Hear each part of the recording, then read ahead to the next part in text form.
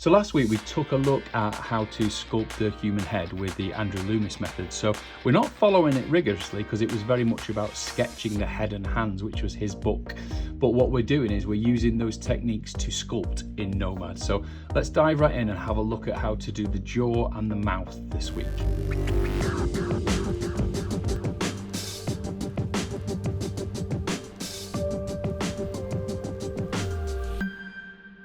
Okay, so last week we looked at the Loomis method for scaling a head, and it was the start of a process, and it basically we made something with construction lines that were carved in. Now you don't have to do that bit, you can just draw on the surface with marks. So you could just use, I think I mentioned it in the video last week, you could just come in with your crease tool.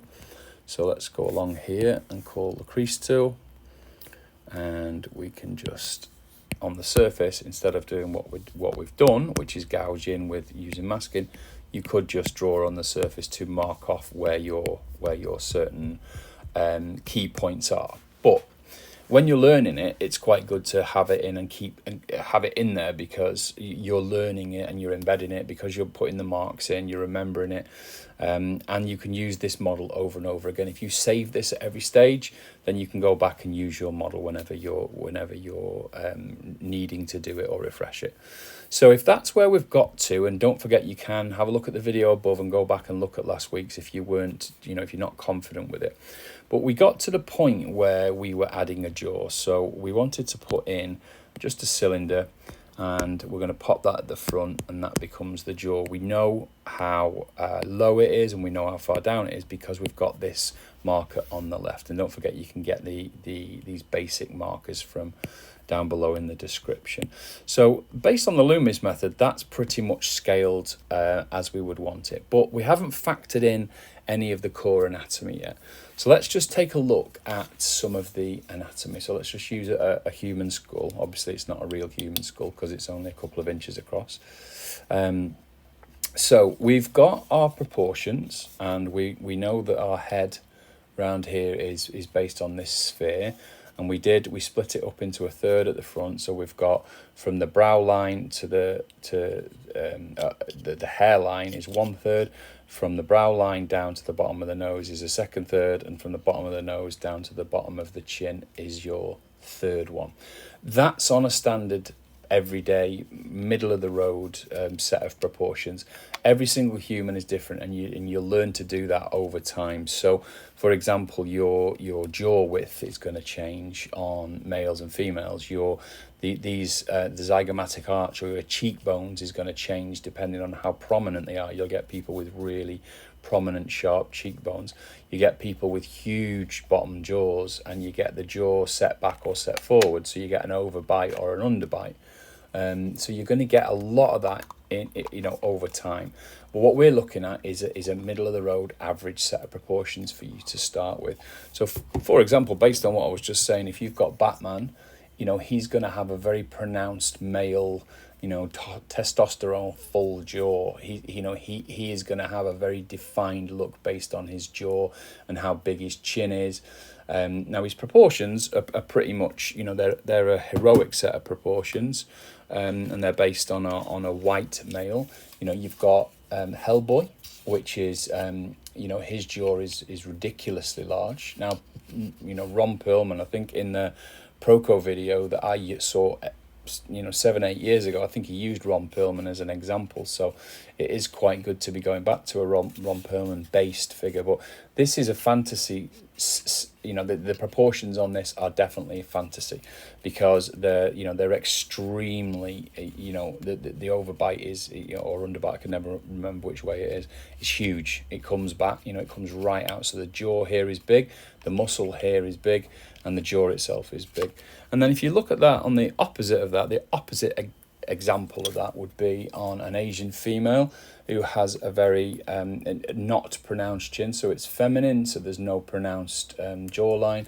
It's a very small, subtle chin, and there's no pronounced the front part of the mouth is not pronounced at all. So you're going to have to go all the way between the myriad of shapes and proportions that there are in a human face, and then factor in the different ethnic and racial connotations as well, so because everybody has different different feature shapes. So that's that's when you start looking wider, and you're starting to think about how things are different with different people. But if you look at the muscle structure, obviously it's the same on every person. So you're going to have the same muscle structure, the exact same contact points. The lips are going to have the same anatomy, even though they can look radically different. So it's about learning what's going on underneath with the bones first of all, then what the muscles are doing, and then what the fat does over the top. So we're going to quickly look at that this week. So the first thing we need to do is understand where the jaw sits. And we know already, we've just said it sits here at this lowest point here, which is 1/3 relevant to that. It's 1/3 of this dimension, which is this yellow part. Is the bottom of the yellow is where it drops. And again, look back to last week if you're not too sure about how we got to those dimensions. But the big thing to remember is we used a cylinder for a reason, and that's because the front of the face and how the mouth sits is not on a flat plane. So if you look at this skull from the bottom and look at this, that's clearly a cylinder. So, when we draw a mouth, sometimes we will draw it on a flat piece of paper and not really think that the mouth is actually stuck on a cylinder, something like this.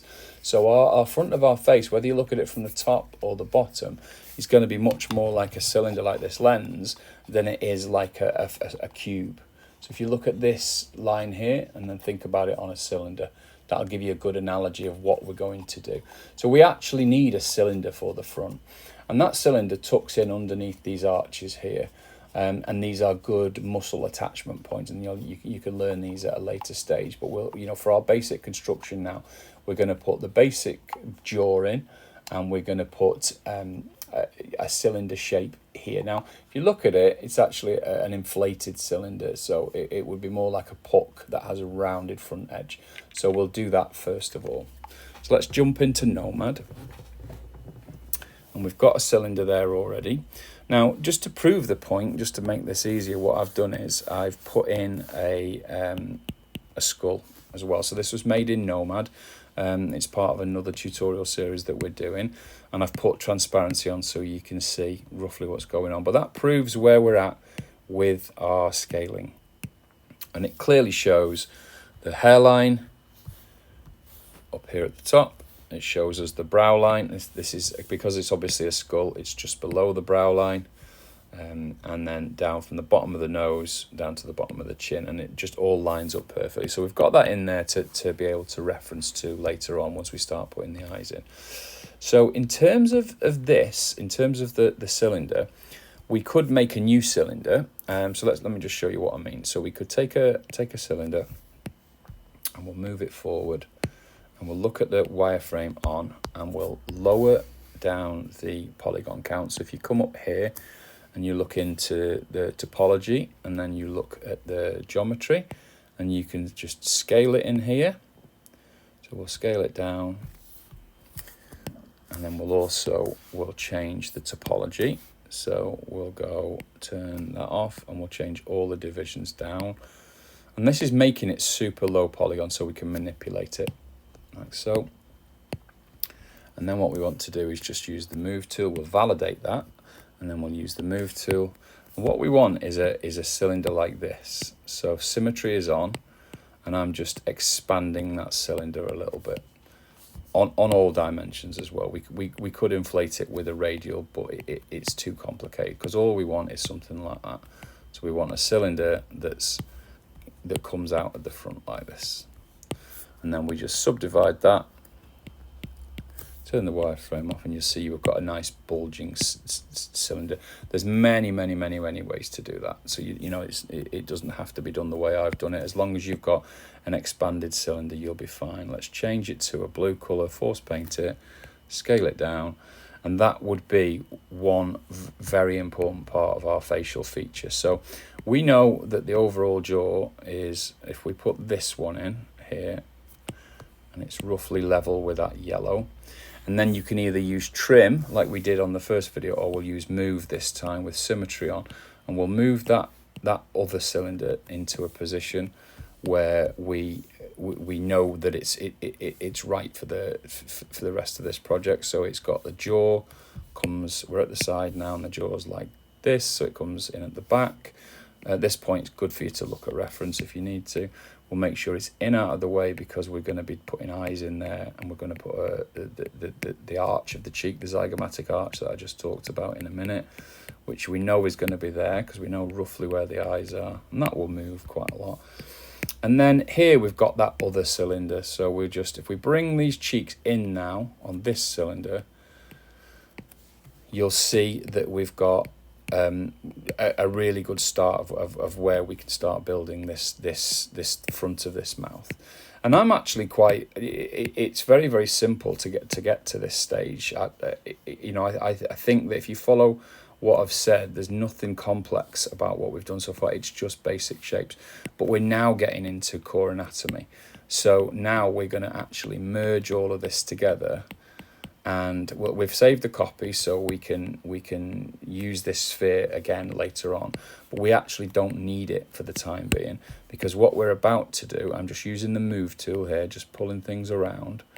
What we're about to do is work on this front bit, this dark blue bit here. So what I'm going to do is, I've got this outline on, which is up here for outline, and what I'm going to do is go into the scene menu and pin it open like so, and then I'm just going to make sure I've got all the parts that I want together, which I have done there fine now. And then I'm just going to use a low res, so about 200 to 300 voxel merge, and merge them together. Now what that will do is it'll lose any subdivision. I mean, there might be, if you can put the wireframe on, you'll see that it looks like it's low poly here, but it's not. It's actually super high poly underneath. Flood it all with the same color so we know that there's no major divisions. In fact, what I should have probably done is voxel mesh that a little bit lower. So I want it to say like 150, maybe like that, and it'll give us a much lower polygon like that. And now just smooth this down, because we know we've got all of our scaling done correctly. There's no harm in you smoothing this down completely, really. And that means the lines will still be there, the indicators will still be there, which is why I like to put them in, but they won't be as intrusive, because we're now working on, we're starting to work on muscles and features. So we'll leave all the lines in, all the construction lines, because that's helping us. These blocks are helping us. And if you look at reference now, you can start, a skull at this point is the reference that we would be working on. You can start thinking about all of these different things like the cheekbones. So look at the eyes, look at what we've said about the eyes. The head is 5 eyes wide. So if you're thinking your eyes are going to be within the blue and the yellow area, then just, with the tiny moves of your brush, just move the geometry around, and that is enough. We're now ready for the mouth. So the jaw, don't worry too much at this point, because we're learning this, as I say, on an average head. So what we could do, I'll quickly actually just put a neck in like we did last week. So let's do exactly the same thing. We'll pop a cylinder in, we'll validate it, make it blue, like so, scale it down, just pop it in like so. And the reason I'm not too worried is because we're in later videos I'm going to change the neck and the all of that completely anyway, but at least if I've got it in, that gives me just gives me a little bit more of a guide. So we'll bring them two together and we'll keep it at like 150ish, and we'll voxel merge it together. And again, you can just smooth that down if you find that it's quite annoying, it's too intrusive in your work, just smooth it down. Okay, so let's just talk about the muscles a little bit now. So I'm just going to use the move tool to move that neck in a little bit at the back. So you've got, and we'll go back quickly to this reference model now. So what we're going to do is we're going to build this mouth area here on the front of the cylinder. And you've got to think that the mouth is actually made up of a ring of muscles. All of these muscles here are coming in from different parts of the face to a ring around here. And what that does is that ring will give you your mouth, and it ends with the fatty parts of your mouth.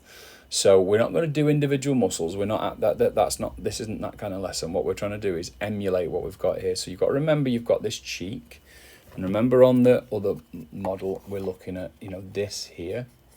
So there's a big muscle here. This is the masseter, and this pulls this jaw up here. You've got a great big muscle that comes in through here and up round here. And this one's your temporalis, and this one literally defines the shape coming to the side of the temple there. But what we're focusing on is what's around here, around this bit, obviously the front of the mouth, around this cylinder area that we talked about. And what we're looking at here is you've got the orbicularis oris, so this ring around here. And if I switch to this model, you can see it quite clearly on this one. This ring around here, this is your orbicularis oris, and then that's got muscles that come off, they radiate off here, and they're the things that pull your mouth into the silly expressions.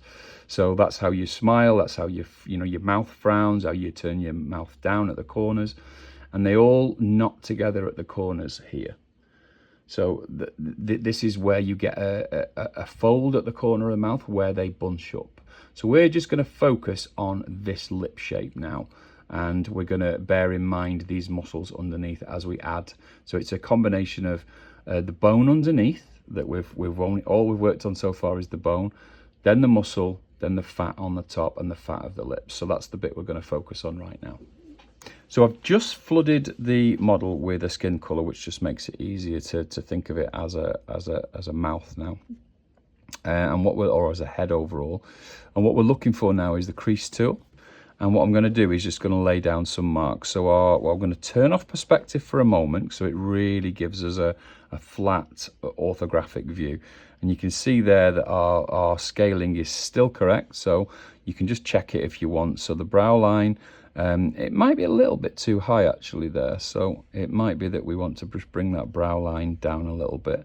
Just got to turn off painting, so we're only using the sculpting and the modeling there. So brow line's okay.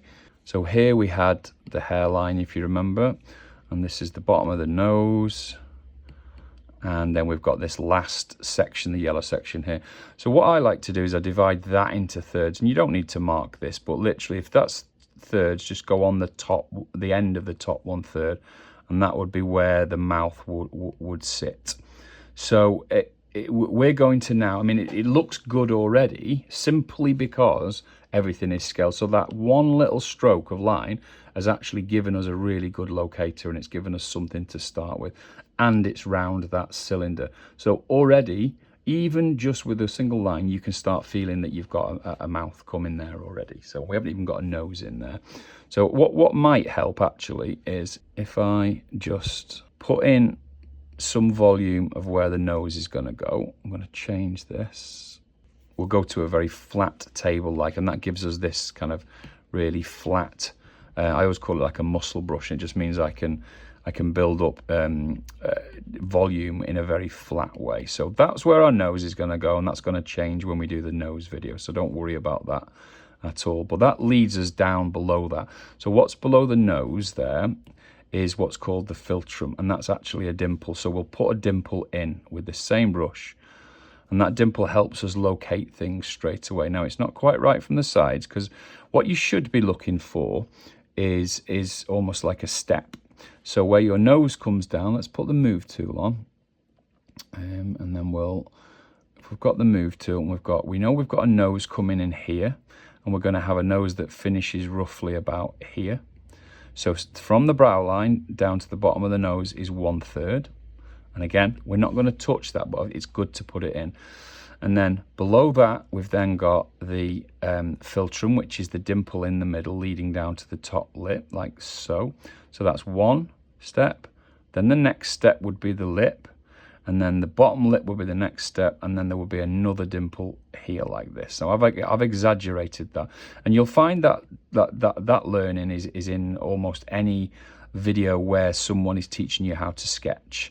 because you're always looking for this 1, 2, 3, 4, 5, and that will help you. It doesn't look brilliant from this front angle now, so I'm going to smooth that down, but at least we know what we're aiming for there. That jaw is actually just gone very, very square at the front, hasn't it, because of what we did. So let's just smooth that down a little bit. I just wanted it back to being smooth. Now what I'm going to do is give myself more polygons, so I'm going to subdivide it a couple of times, and that means that what I sculpt on now is going to be a lot more, it won't look as jaggedy to you. So go back to our crease, and we're going to lay down those lines again. So crease tool, and we're going to lay in that mouth, and the mouth, let me just draw on what it is I'm going to show you. So we've got our philtrum here, and we can rub these out in a moment, so hopefully you can see if I zoom in. And then your mouth's going to come, from a scale point of view, it's going to be about that sort of width, but it's going to be made up of several components. So there's this fatty pad in the middle and 2 fatty pads at the side here. This is called your tubercle. And then you've got your lips, and if you think about 2 pads here, and they're supported with 2 underneath here like this, and that's just me laying it out as a line. It just helps you understand where everything's going to go. So now we know roughly where they are. We're going to sculpt a couple of them a little bit. We're just going to put some volume in, and it might look silly for a while, so don't worry about that if at first it doesn't give us what we want. So let's put that tubercle in, and then the fat pad on this side of the lip, like so. And then we'll leave that crease at the bottom, and we'll just build up this lip here. And you don't always see the shape in the middle there, so there might be times when you don't see it at all. The lip might go right across, and again, it's different male to female. So at the minute we are focusing on a male, but it could be, it could easily be a female. So with very few tweaks. So come across here, build up some of the form here, and obviously don't forget we've got our philtrum. That's the hole at the back there. If I now smooth that down, we know exactly where we're going to put stuff now, and it even gives us down to the corners of the mouth now, where we know that we're going to have these this grouping of where the muscles come from here. Now, if you use the move tool now, what you can do is you can tighten things down a little bit even at this stage. So I'm going to pull it back at the top, like so. And that'll give us, that'll make it feel like the lip does, come out a bit more straight away. And we're going to do we're going to change something in a minute on the lips that's going to make you realize how different it is. We're going to pull this corner of this mouth back like this, and instantly it'll give us the corner of the mouth, and just smooth that back, because that was probably too aggressive, but at least it gave us what we wanted. And then we'll bring that philtrum in a little bit, because it's managed to get itself a little bit too wide. So again, we've destroyed some of the work we've done, but it's also helped us in another way, and I'll show you why now. So I'm just going to use masking. I've just literally tapped mask here, and I'm going to mask off this lower portion here, like so. And now what I'm going to do is switch to, let's turn off we don't need the outline now, because that isn't helping us. And now what I'm going to do is I'm going to just pull with move tool again. I'm just going to pull these parts of the lip out a little bit. And you'll see why I'm going to do that in a moment, because now I'm going to use flatten to get the planes right that I've just described to you. And this will instantly make it look like a lip that you would recognize. So go back to flatten, or to flatten, because it's the first time I've used it in this video. And now we're going to, first of all, we'll just throw a bit of a flatten over the top there. And there is actually a little bit of a flat area on the top of the lip as it returns, this bit here. And then if you want to go underneath, and bear in mind that this is an angle and it's overhanging, we're now flattening it, and you can see at the side it's got this overhang, and that's always causes a shadow. So that's one of the things that really defines the look of the lip. Now, again, depending on whether you're sculpting a male or a female, and you will have to go and research this a bit more once you start understanding which one it is you're sculpting, you'll get different levels of how much volume there is, either in the tubercle or in the lip part itself. And you might find that there's more of a, you know, an overlap onto the bottom lip here. But you're looking here for this central part, you're looking for this volume part here, and you're looking for that ridge there.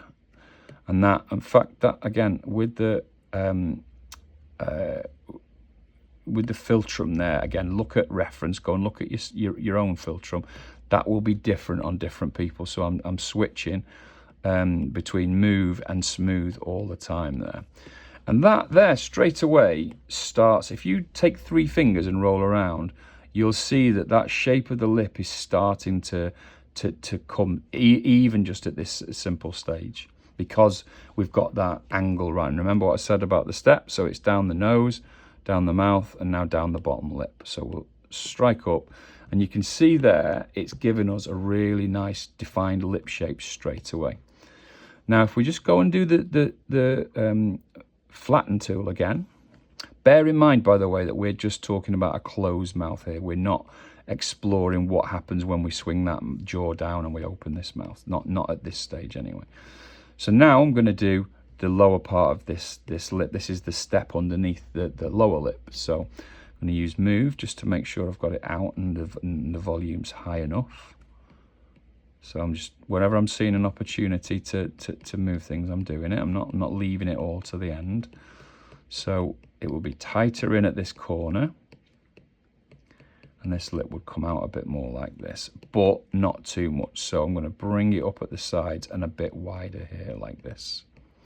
Now you can see there, you can't really see that the break between these two fatty parts here, but what you can see is that the chin, even though we haven't really done anything on the chin, it's actually formed itself with those fat pads. So that mouth is starting to look like a mouth without us really going to town on any of the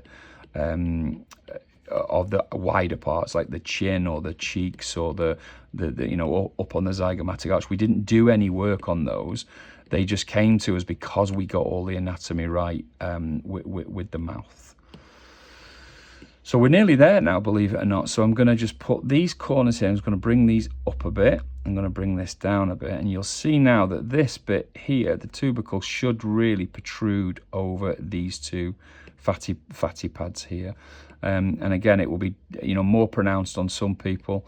And that harsh, this return here, down at the bottom, gets less and less as you come to the sides here. And you'll see as you get, certainly as you get towards the corner of the mouth, there's no definition there at all. Now let's just go back to clay, and we'll just put this corner of the mouth back in. So, and that's just building up. The fact that, remember, we've got muscles coming in from all angles here. We've got them coming in like this. So we've got them coming from the bottom, got them coming from the side, pulling the mouth open. We've got them coming from the top up here, from the arch. So there's all of that muscle stuff going on underneath, on top of that bone structure that we've laid down. So there's quite a bit to factor in there. It looks like he's puckering his mouth a little bit too much there. So I'm just going to bring the top lip down and the corners up a little bit, just to level that out a tiny bit. Now you can see, now we can see some bulges here that we don't want. Again, get yourself some reference. Don't rely on just guesswork here, because it will show if you're not using reference. It's going to scream that you're not using it, because you'll be making stuff up based on what you think it should look like I'm doing now actually.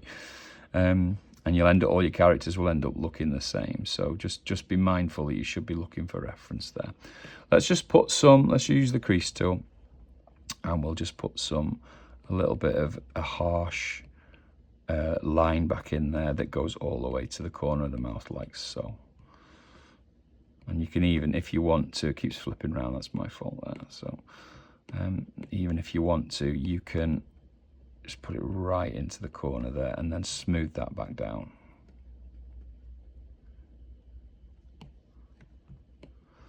And that's pretty much it for the lip shape. So what you've done is you've built up. Let me just use the clay tool to carry on building around here. So we've come down here from the cheek. We've put a temporary nose in, so we've put a fake nose in that will stand us in good stead. We know it's in the right place because we use the Loomis method to measure it. So I'm just filling in around the area now with muscles. So this big one here, this is your sternocleidomastoid. Can't even say it. Sternocleidomastoid.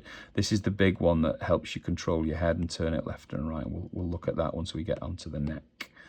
But now, if just with that raising that sternocleido there, it builds this volume up at the sides here, which this is where we can see that it's clearly a male because we've built this volume up quite a lot.